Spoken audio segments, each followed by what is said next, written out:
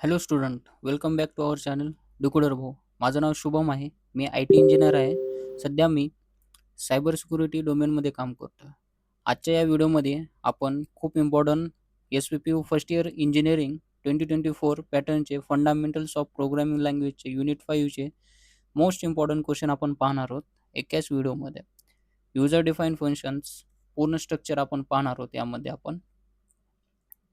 चला तर मग बघूया मोस्ट इम्पॉर्टंट क्वेश्चन कोणते आहेत युनिट 5चे. पहिला प्रश्न आहे, पहिला क्वेश्चन आहे, explain user define function definition with syntax and give a suitable example. पहिला हा क्वेश्चन खूप इम्पॉर्टंट आहे. एकदा आपल्या भाषेमध्ये सांगायचं झालं तर सी प्रोग्रामिंगमध्ये फंक्शनचे दोन प्रकार असतात, दोन टाईप्स आहेत. पहिला बिल्ट इन फंक्शन आणि दुसरा युजर डिफाईन फंक्शन असतात.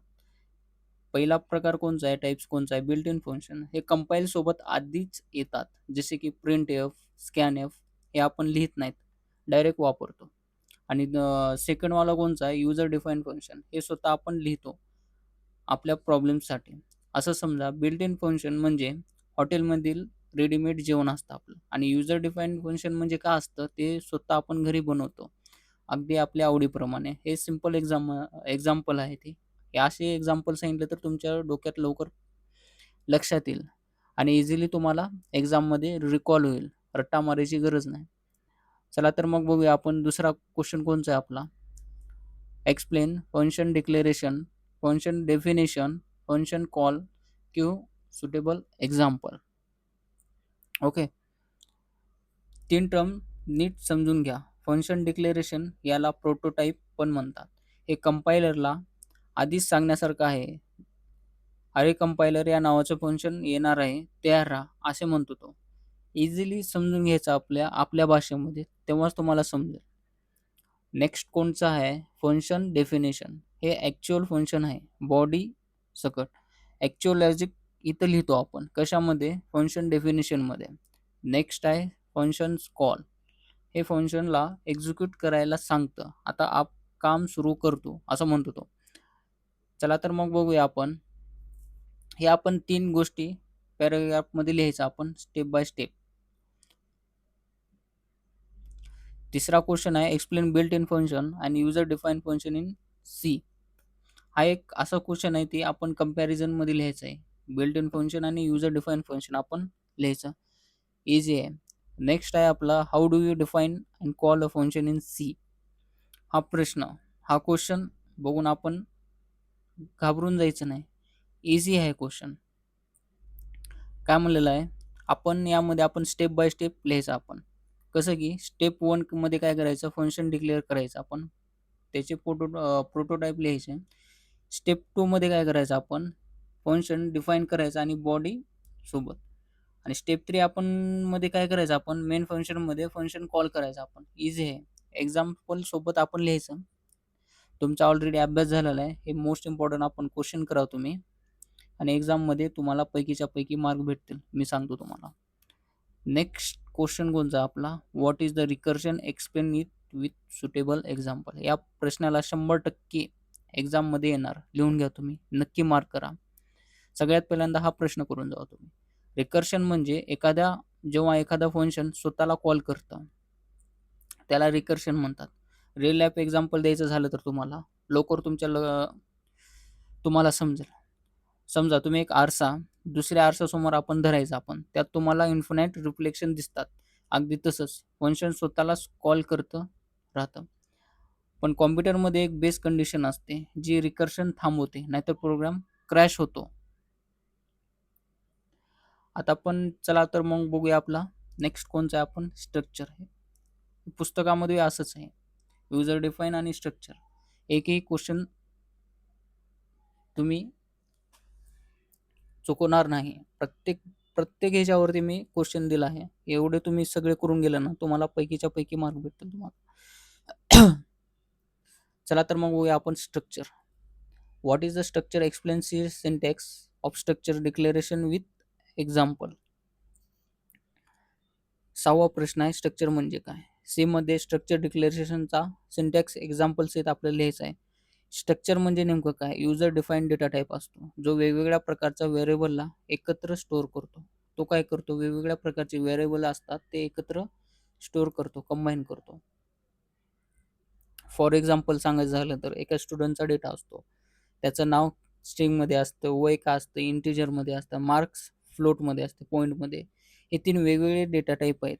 क्यार, इंट, फ्लोट. पण एकाच स्ट्रक्चरमध्ये एकत्र ठेवता येतात. त्यालाच स्ट्रक्चर असे म्हणतात. रिअल लाईफमध्ये एक्झाम्पल सांगायचं झालं तर स्ट्रक्चर म्हणजे एक फॉर्म असतो ज्यात वेगवेगळे फील्ड असतात. नेम असतो, एज असतो, मार्क्स असतात. हे सगळे एकाच फॉर्ममध्ये असतो. याला स्ट्रक्चर असे म्हणतात. नेक्स्ट क्वेश्चन कोणचा आपला? Explain structure declaration and initialisation. Declaration म्हणजे स्ट्रक्चर व्हेरिएबल बनवतो आपण आणि इनिशियलाइज काय करतं म्हणजे व्हॅल्यू देतो. इनिशियलाइज म्हणजे व्हॅल्यू देणं. नेक्स्ट क्वेश्चन कोणचा आहे? How do you access structure member in C? Explain with an example. Example लिहायचं आपण, एक्सप्लेन करायचं कसं आपण ॲक्सेस करतो स्ट्रक्चर. सी मध्ये स्ट्रक्चर मेंबर्स कसे ॲक्सेस करतात हे एक्झाम्पल आपण लिहायचं आपण. हे खूपच सोपं आहे मित्रांनो. चला तर मग बघूया नेक्स्ट क्वेश्चन कोणचा आपला? Write a C program for addition and subtraction for of two numbers using functions. Function वापरून 2 नंबरचे ॲडिशन आणि सबट्रॅक्शन करणारा सी प्रोग्राम लिहायचा आपल्याला. सोपा इझी आहे आपण. हे 2 वेगवेगळे फंक्शन आहेत, ॲडिशन आणि सबट्रॅक्शन. मेन फंक्शनमध्ये दोनदा आपण कॉल करायचं ते. एक्झाममध्ये आपण कमेंटमध्ये ते लिहायचं, कारण की एक्झामिनर जो चेकिंग करणार असतो त्याला लवकर लक्षात येतं. नेक्स्ट क्वेश्चन कोणचा आहे? Write a program to declare structure for an employee with members for name, age and gender. Initialise the structure and print the value. आणि write a program to declare structure of an employee with member of name, age, gender. Initialise the structure, print the value. हा double question झालेला आहे. हा एकच आहे question आहे, समजून घ्या. सोपा आहे, तुम्ही करून या. Write a program for prime number using a function. हा सोपा आहे. यामध्ये आपल्याला पहिल्यांदा काय व्हायचं? प्राईम नंबर कोणचे आहेत हे बेसिक आहे. पहिली दुसरीच्या मुलांना बी समजून जाईल, एवढा सोपा आहे. प्राईम नंबर कोणचे असतात हे माहिती आहे का तुम्हाला? प्राईम नंबर म्हणजे जो नंबर स्वतःलाच आणि एकला सोडून इतर कोणीही डिवाइड होत नाही, यालाच प्राईम नंबर म्हणतात. प्राईम नंबर कोणचे आहेत? 2 आहे, 3 आहे, 5 आहे, 7 आहे, 11 आणि 13 आहे. लॉजिक कसं आहे? 2 पासून n म्हणजे ती व्हॅल्यू आणि डिवाइड काय 2 असतो पर्यंत लूप चालू होता. जर कोणाचे डिवाइड झाले तर प्राईम नंबर नाही.